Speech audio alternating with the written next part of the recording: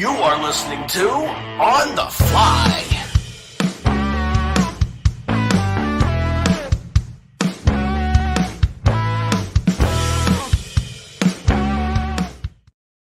What's up, guys? It's Saturday morning, 7 o'clock. This Saturday morning wake up call. Hope you guys had a great night last night. Great day. Yeah, it was pretty good. Pretty good for me. I watched my daughter get her 2-year degree last night, graduate, and pretty proud dad this morning.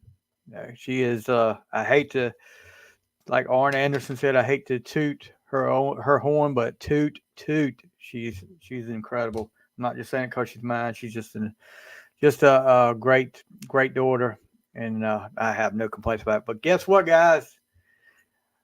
A long time ago in a galaxy far, far away, Star Wars. May the 4th be with you. It's Star Wars Day, and I'm wearing my Star Wars shirt today.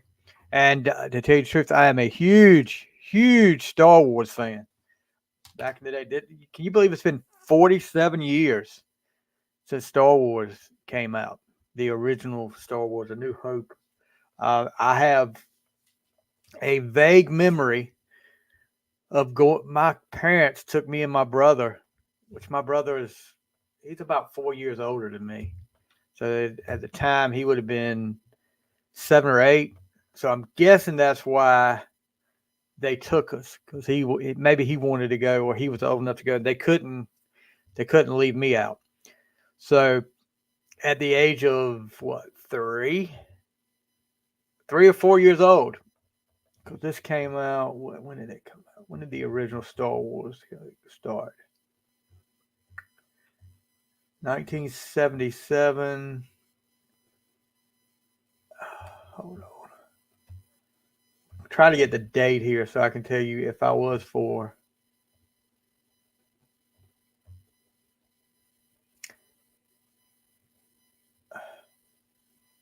And hold on. Here we go. May of 1977. I wasn't. I was almost 4. It was about 5 months before I was 4. May 25th, 1977. So they took me to the theater, and I have a vague memory. One of my, I guess, first memories, waiting in line at night to see that movie, and my preacher, the preacher at my church now, him and his brother and his sister were in front of us in line.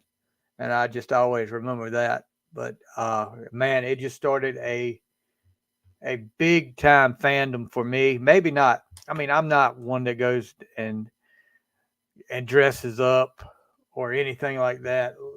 But I have been a huge Star Wars fan since that day. I mean, we got all the toys.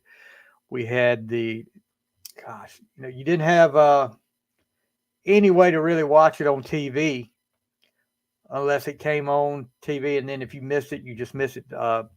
So I had the records, the Star Wars where it told the story, and I listened to that over and over again. And they had some of them sounded like the real voices. Some of them you could definitely tell were not the real voices of the guys. So we had that, and I really wish I had all the toys that I had back in the day, because they're worth a lot of money. But man, we destroyed the excuse me, we destroyed those toys. I mean, throwing them in the yard. We had the snow speeder, and I would launch it. You had oh gosh, we had a little bit of everything. I had the Death Star. I had we had the Tauntauns. I believe we didn't ever get the Hoth thing. I remember that. We never got that. I always wanted it. Yes, we did. We did get the Hoth thing. Had pretty much all the ships. We had the Millennium Falcon. Still have the Millennium Falcon, and I still have the original Darth Vader carrying case for your action figures. There was a head that came open at the top, split off, and you had the stickers that came where you could label, and it holds the figures. And I've got that. My daughter has that, in her room somewhere, I'm sure.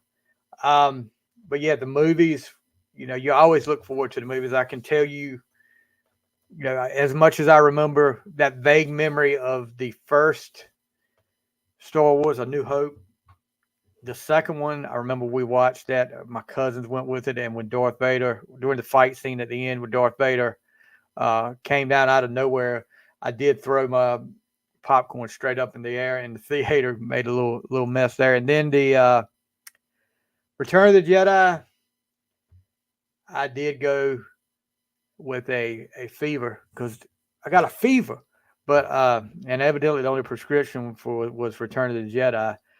But I went because my parents had promised me all week that we were going to see it, and I know when that week the closer it got to it, I was not feeling good, and I knew something was wrong with me, but I was trying to hide it from them, and they were no dummies. When did that come out? So that was May 25th of '83. So getting ready to turn 10 years old, and I was not going to miss my chance. I think it was a Sunday afternoon after church. Went to church sick, and then went to see Return of the Jedi, and I just laid back. There's only 2 times I've done that, gone to a movie sick, and that was one of my friends, his birthday. He wanted us to go, and I couldn't let him down.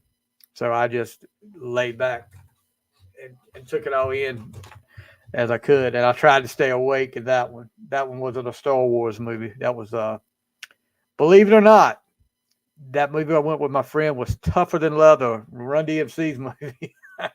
We went to see that. But yeah, so many great memories of Star Wars. Star Wars Day, everybody wants to know when this started, and it's no exact date or year that this started.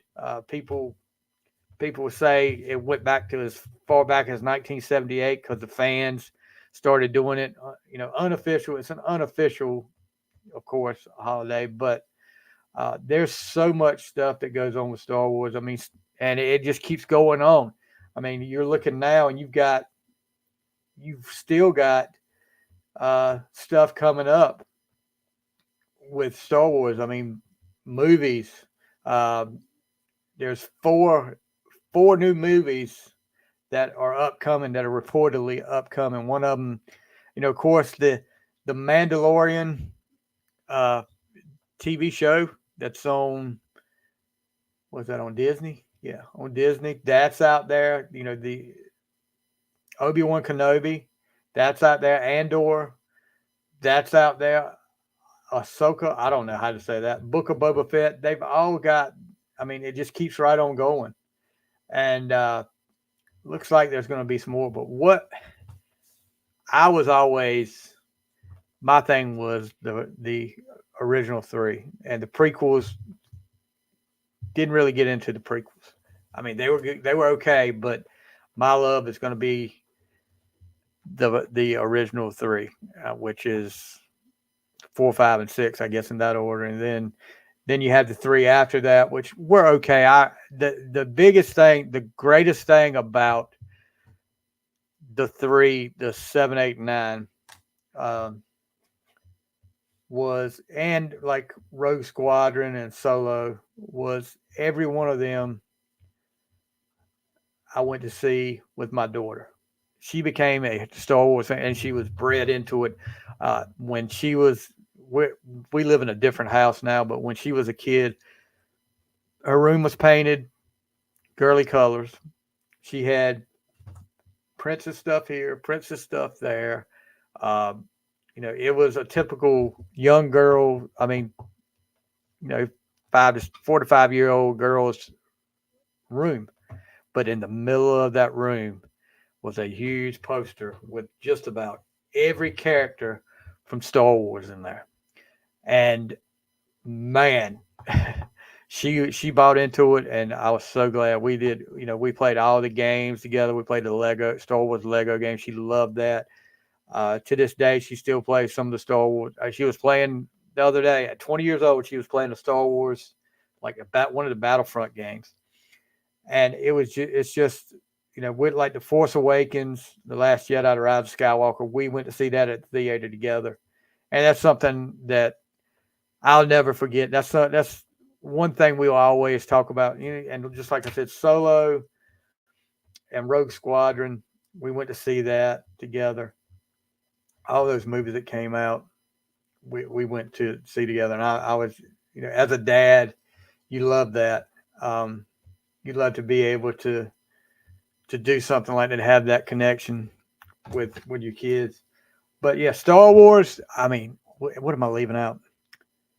And then you look at back in the day when I was a kid. You're looking at anything Star Wars. I mean, just like with me, this my Star Wars fandom rivaled my Kiss fandom.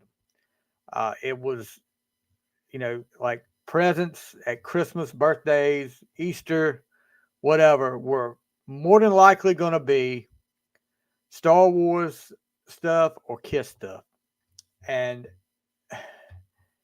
that I mean, I was totally fine with that. I mean, why wouldn't you be? And everybody says Star Wars, Star Trek. I'm sorry, there's no comparison. No offense to you Star Trek fans out there. There's no comparison. The Star Wars blows Star Trek out of the water. I mean, I cannot get into any of those Star Trek movies. I've watched them, and yeah, I just can't get into that. Uh, and then of course the TV stuff started. You had the Star Wars Christmas special, which was god awful. That rivals like Kiss meets the Phantom of the Park. I actually think the Christmas special was a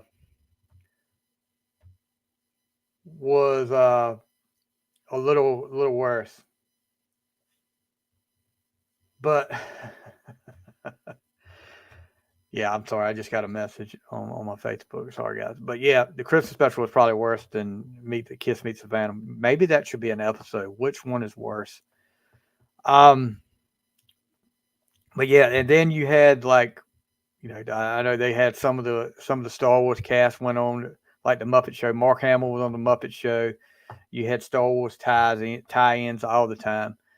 You saw the toy commercials, which were great. Um, you always loved on Saturday mornings to see. And then they had some cartoons, but Star Wars will, to this day, I'm not the what you would call what some people say some Star Wars geek. I mean, I've got some. I don't have a collection of Star Wars stuff. I have like I said, the only thing I really have Star Wars is the stuff I have left over from what I had when I was a kid. Um, so yeah,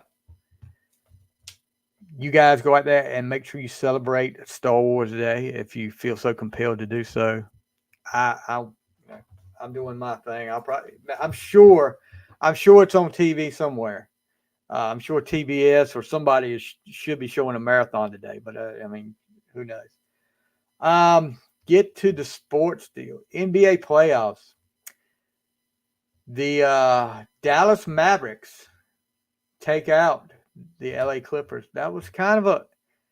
Would you call that an upset? 114-101. Would you call that an upset though? I don't know what seed. I know. I guess that the Clippers were I think they were the 3 seed or something like that. But not really surprised. I mean, the Clippers are like dysfunctional unit. You can't ever depend on Kawhi Leonard to be. He can't stay healthy, and then who knows what you will get with Harden. But yeah, the Mavericks move on, and Orlando forces a Game 7 with the Cavaliers. They get a 103-96 win over the Cavaliers to force Game 7. Interesting news coming out of the NBA world too, and not surprising. I'm surprised it didn't happen before now. Darvin Ham fired after 2 seasons as the LA Lakers coach. Lakers general manager Rob Pelinka reportedly informed him of the club's decision in a phone call Friday. His entire coaching staff was relieved of his duties as well. The candidates succeed him are Mike Budenholzer, Kenny Atkinson, J.J. Redick, and potentially Tyronn Lue. Following years of stability under Phil Jackson, the old Bulls coach, the Lakers' next hire will be their 8th head coach since the 2011-2012 season. They were 90-74 with him, including back-to-back playoff appearances, but just not LeBron's yes man. And they did I'll tell you what, guys, TikTok and AI, that AI stuff will fool you in a heartbeat. Because yesterday, was it on TikTok? They had a Darvin Ham video up there, and it was AI. Because if it wasn't, he was taking shots at everybody on the way out. Let me see if I don't know if I put it up there on my stuff or not. I may not have.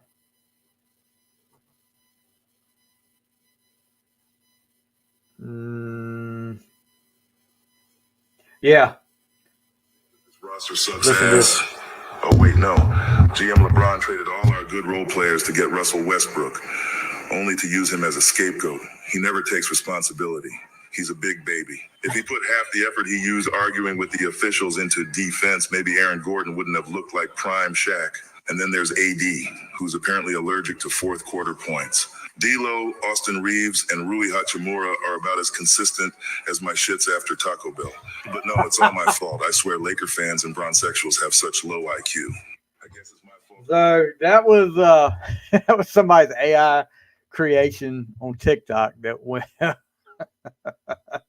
If he went out like that, that would be so monumental to hear something like that. So, but yeah, so I guess this was one step in trying to keep LeBron happy and trying to keep him a Laker, make him a Laker again next year, so him and Bronny can play together. And then what happens when Bronny screws up? Is he going to blame him? There was video out there, guys. Somebody put up there. A shot was made by the other team, and LeBron it just sits there pouts looking at another player. Then he inbounds the ball and takes it down the court and throws a terrible pass that the other team picks off and takes for a breakaway dunk. And he's looking at the other guy like, it was obviously his fault, but it's never LeBron's fault. Never LeBron's fault. All right, what about pull up my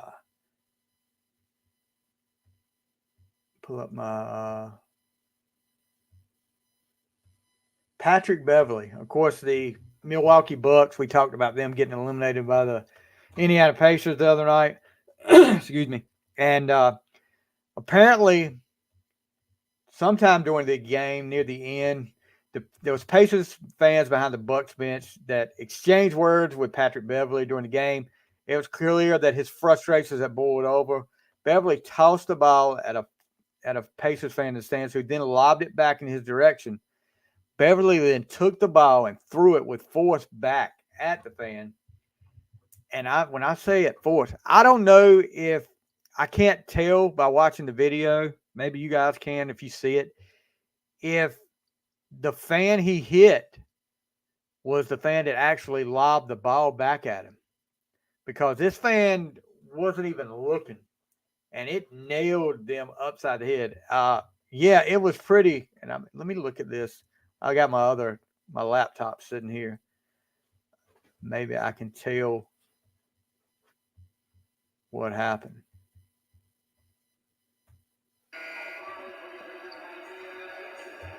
Because it was showing. Okay, yeah. I don't think it was. It actually looked like a little girl he hit the first time when he lobbed it back at him.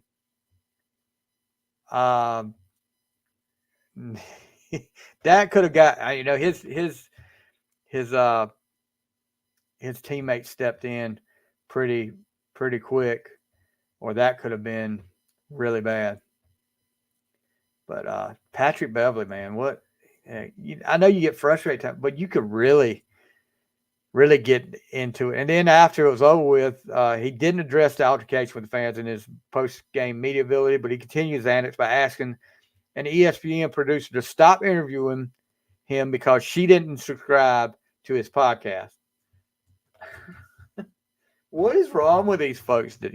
I mean, I know you're frustrated, but come on. I mean, as for the run-in with the Pacers fan, Beverly gave an excuse for his behavior in a social media post after the game before issuing a half-hearted apology. Not fair at all. Exchange between a fan and our ball club all night. We warned and asked for help all night. Not fair. But I have to be better, and I will. This is like he's falling into LeBron category. I mean, this is what I'm saying, guys. This generation of NBA players is soft. Jordan and them, when they got junk talked to them by the fans, they said something back to them. They didn't throw balls back at them, but they went they went out there on the court and showed it. Look at Reggie Miller with Spike Lee. I mean, Spike Lee talking junk to Reggie Miller, and Reggie Miller put it right back on him, and scores all those points in short time, gets the win for the Pacers, and does the choke symbol. What could Spike Lee say? And I know there's an instance back in the day, guys. I just saw one yesterday. Cedric Maxwell gets into it with a fan in Philly. I know there would, but it's few and far between compared to that guy. I mean, unless they say something out of the way to you, I mean, like really, really out of the way. Not like if they say you suck or something like that, or you're, something like that. You can't do things like this to people. You can't get somebody kicked out because they said you suck. Fans have been doing that for years. I mean, you gotta get tougher than you are mentally and physically. Or I know I talk about the NBA because that's the playoffs are going on. Believe me, I would not be talking about it during the regular season right now unless something like this happened. This is the only thing that will keep my focus on something like this during the regular season. Excuse me, guys. What in the world are you thinking? But yeah, so and then to go on a little rant about she didn't listen to my podcast, so I'm gonna cut her off. So yeah, not a good look for the NBA right now. So now getting into some NFL news. Odell Beckham has found his new team. So I know one of my football players, I won't say his name, will be a Dolphins fan next year. He's a huge Odell Beckham fan. So Beckham signs a 1-year deal with the Miami Dolphins. Let's see, the contract has a base salary of $3 million, includes incentives that can increase its value up to $8.25 million. The two sides negotiated for weeks, and Miami head coach Mike McDaniel said that his team made an offer in March. Multiple Dolphins players reached out to Beckham to convince him to join the AFC East club during negotiations. I'm sorry. Did you guys not watch him with the Ravens last year? You guys not know the tread that's on those tires? There's not much left. He didn't have a great year last year. 35 receptions, 565 yards, and 3 touchdowns in 14 appearances. 4 catches for 34 yards in 2 playoff games. So this will be his 5th team. He spent time with the Giants, Browns, Rams, and Ravens. I mean, I don't see what the big deal is to get excited about with this signing. Why this was a top story. This is why I talked about it, because I don't understand what the big deal is. This guy is not, he's seen his best days. Okay, maybe he could be a role player maybe he could fit in somewhere there. I don't know. More power to you, Miami. That you guys go ahead, and if you think that's what you need, go ahead. I got you. I hear you. Dolphins fans, good luck. All right. So let's get let me see. Let's get out of the sport field, go right into the music and entertainment world. We talked a little bit about Star Wars, but one of my favorite shows back in the day, and they have it. If you've got like, is it Paramount? I think it's Paramount that shows behind the music. Back in the day, VH1, which was a great channel and totally should not have got changed. VH1 had behind the music. They had that metal show with Eddie Trunk, which I loved, and I know he's got a YouTube. Him and Jameson, and I can never think of the other guy's name. They've got their own show on YouTube that comes out every week. But yeah, this was behind the music. I don't care who was up there. Behind the music had a way of making you a fan, at least for a little while, a fan of that artist, and you would go out and want to listen to that music. Like Leonard Skinner. I remember watching because I would, it came on one episode would premiere every week. And Leonard Skinner came on. I wasn't the biggest Leonard Skinner fan, and I'm still not a huge Leonard Skinner fan, but I'm more of a fan of Leonard Skinner because they play some of that music during the episode, and I'm like, where did this song come from? Okay, I got to hear that. I like that song, so I go out and check them out. So, Behind the Music now has an episode Wolfgang Van Halen, and have not watched it yet, but what I hear, it's freaking awesome. I'm gonna have to check that out. That may be an episode of either one of our morning episodes or an on the fly, probably an on the fly episode there. But yeah, I'm looking forward to that. I know they did some behind the music on up to date. Like they would do one back in the day, and then they would do like now. They'd have updated interviews now with what's going on with that artist since then. But yeah, behind the music, I'll have to give you my top 5 favorite behind the music episodes in that one of the podcasts one day. Daryl Hall, and you guys know Daryl Hall of the legendary Hall and Oates, and don't know what's going on with them. There's a lot going on with them. They've apparently split up and will not be back together again, which is a shame because I'm a big Hall and Oates fan. Daryl Hall is coming out with his 6th solo album. D. It's just called D. It's due on June 21st. The video for the album's first single and complete track listing is already out. Let's look at what the video is here. Let's see. This is his first album since 2011's Laughing Down Crying. He did issue a 2022 Before After, a 30-song compilation of solo work dating back to 1980.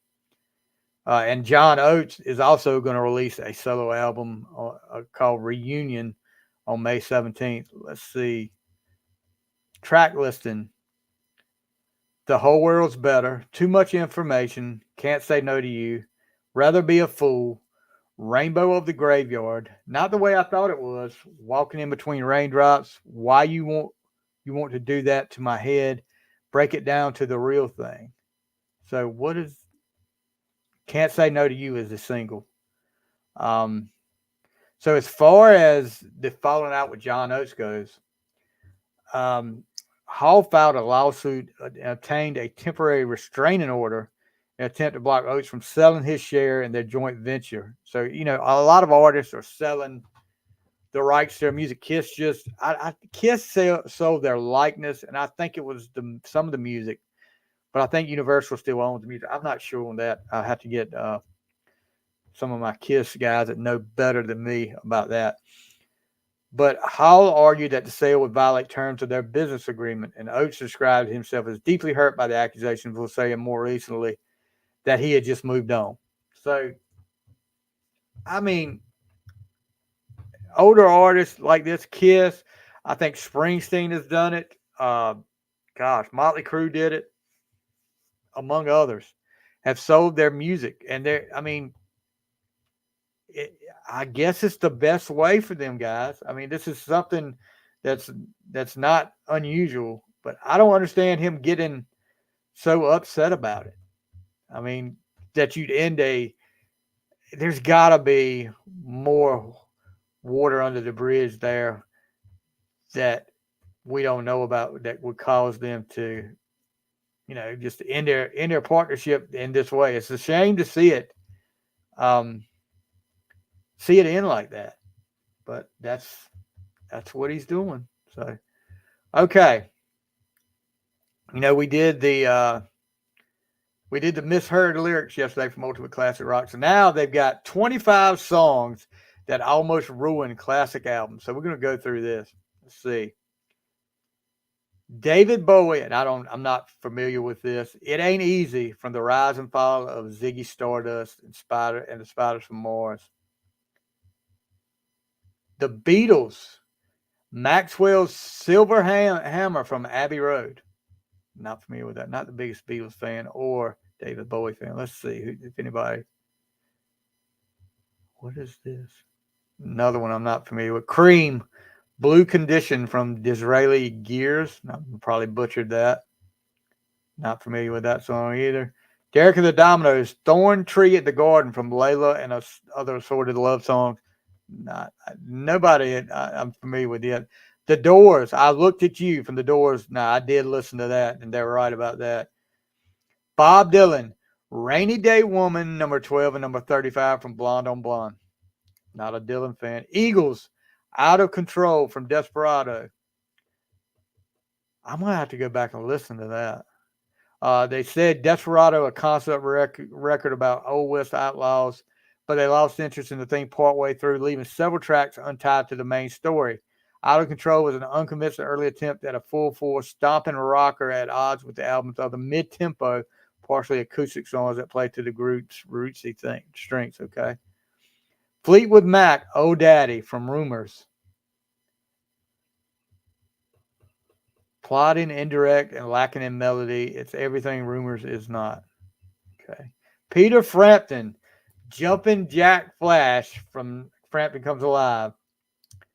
An endless and pointless cover of the Rolling Stones' Jumpin' Jack Flash, far from definitive in comparison to his other songs, like Baby I Love Your Way, Show Me the Way, Do You Feel Like We Do? Wow. Peter Gabriel, We Do What We're Told. Milgram's 37 from So. Not familiar. George Harrison, It's Johnny's Birthday from All Things Must Pass. It's 49 seconds, recorded for former Beatles bandmate John Lennon's 30th. That brings the album to a crashing halt. Wow. Jimi Hendrix Experience, EXP from Axis Bold as Love. I'm not familiar with that one. Michael Jackson, The Lady of My Life. Okay, so there was a stretch when, and I think like a lot of kids my age, I mean, I was 9 at the time, when, excuse me, when Michael Jackson mania took over. And Thriller was an album I had to go out and get, and I went down the Michael Jackson path with, I had some stuff. My dad was he sold like novelty stuff to stores, like novelty stuff to stores on the road. And, if they had some Michael Jackson stuff, and he had a box full of like Michael Jackson stuff that they were getting rid of for some reason. I have no idea, but he gave it to me, and I was like, wow. And all my friends were like, really? But yeah, I went out and bought the Jackson. After that, I went out and bought the Jackson's live vinyl, and I listened to that over and over again. But yeah, The Lady of My Life, I always thought that was kind of out of place for the rest of the album. You had 7 top 10 singles in that, but that's the last song on the album too, and it just for some reason it doesn't fit. I don't know why they thought that was a good one to put in there, but anyway, Jefferson Airplane. How do you feel from Surrealistic Pillow? Not familiar. Elton John, Jamaica Jerkoff from Goodbye Yellow Brick Road, and I just listened to that not too long ago. Nirvana, Endless, Nameless from Nevermind. Tom Petty, Zombie Zoo from Full Moon Fever. Some of these I've got to go back and listen to. Featuring backing vocals by fellow Traveling Wilburys, who are great. I love the Traveling Wilburys. Remember Roy Orbison. The Tossed Off song was inspired by kids' derogatory comments to Petty and his friends. Petty later questioned the song's inclusion on Full Moon Fever. That was a nearly perfect album to the very end. The Police, Mother from Synchronicity. Pretenders, Space Invaders from Pretenders. Prince, Lady Cab Driver from 1999. Queen, Seaside Rendezvous from A Night Opera. Now, let me tell you guys something. I like Queen, and I've always heard so many great things about A Night at Opera, and I'll probably get hate for this, but I'm not a fan of that album. I mean, they do the whole Bohemian Rhapsody, and pretty much past that, I'm sorry, it's not like Austin Powers. I'll say it again, not my kind of bag, baby. Slide the Family Stallone, Sex Machine from Stan. No, I'm not familiar with them. Bruce Springsteen, Meeting Across the River. A street story related over a pseudo-jazzy backing. The song breaks the LP's flow and nearly destroys the arrival of Born to Run's epic ending number, Jungle Land. Stevie Wonder, Contusion from Songs in the Key of Life. Neil Young, There's a World from Horvath. I'm not a Neil Young fan, so. And I think that's it. That's it for that. So, we're going to close it out today with what happened in the music history on this day. If we've got anything up here that's worth talking about. Let's see. On this day is 74. Grand Funk's cover of The Locomotion hits #1 in America. Second time the song has topped the charts. Little Eva's original went to #1 in 1962. Let's see. J-Lo issues her first single on this day in 1999, If You Have My Love. The song lands at #1 on the Billboard Hot 100, making her the first artist to top the chart with a debut single since Britney Spears did the same with Baby One More Time 4 months earlier. On this day in 2012, Adam Yauch, also known as the MC of the Beastie Boys, dies of cancer at age 47 in New York City. That's such a, I mean, I'm a big Beastie Boys fan from back in the day. So what else we got up here? Let's go from latest to earliest. Let's see. The top on this day in 2024, the top 14 songs of the Hot 100 are all from Taylor Swift's Tortured Poets department, with Fortnite taking the top spot. All 31 songs from the album are on the chart, in addition to an early song, Cruel Summer.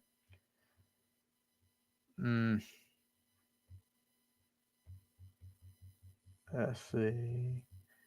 Not really.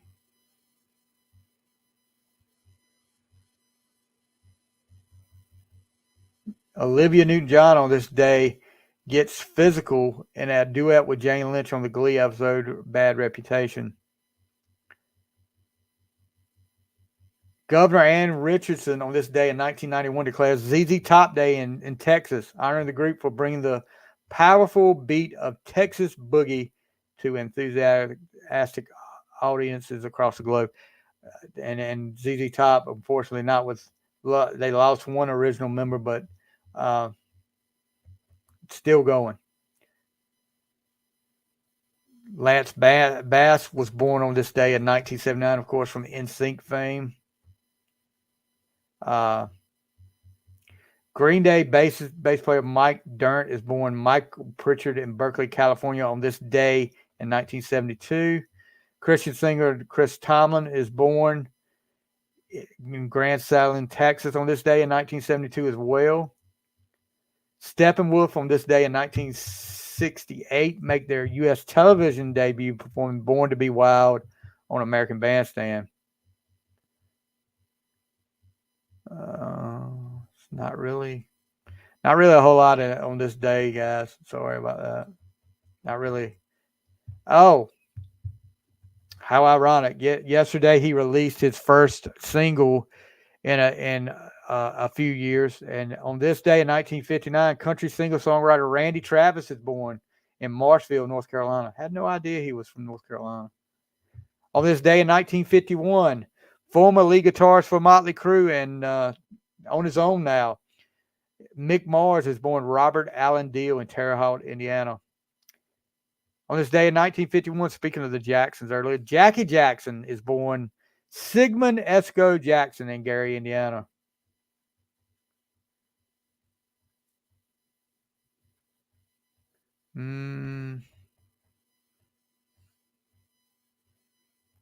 Nothing there. Let's check out the last page here, guys. We'll move on. Nope, nothing really going on there. So, that's going to do it for today, guys. I know we went 42 minutes, so let's give you enough time for my ugly mug to wake you up. Hope you guys have a great weekend. And everything you get to enjoy it. Unfortunately I've got a funeral I've got to attend at about 11 o'clock. So yeah, not looking forward to that. Nobody likes going to funerals. I'm not like David Spade said, "Who's ready to get your funeral on?" and Grown Ups. But yeah, I've got that going on, but got some plans this afternoon. So hopefully this will be a good weekend off for me. But I will probably be back tomorrow. I'm sure we've got pretty good response here. So I'll keep doing this as long as I'll get a response from you guys. Anyway, that's going to do it for the Saturday morning wake up. You guys have a great May the 4th be with you. And I'll leave you like this. The force is with you always.